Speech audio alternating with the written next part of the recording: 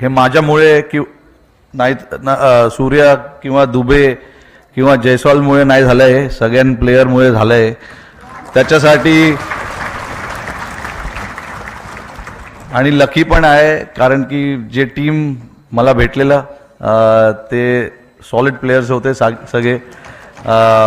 सगळ्यांनी जेव्हा टीमला कोणाला तरी हात वर करायचं होतं, डिफरंट मॅचेसमध्ये हात वर केला आणि आपल्याला जिंकवलंय.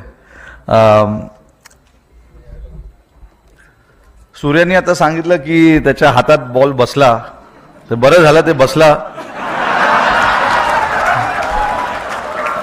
नाहीतर पुढे त्याला मी बसवलं असतं.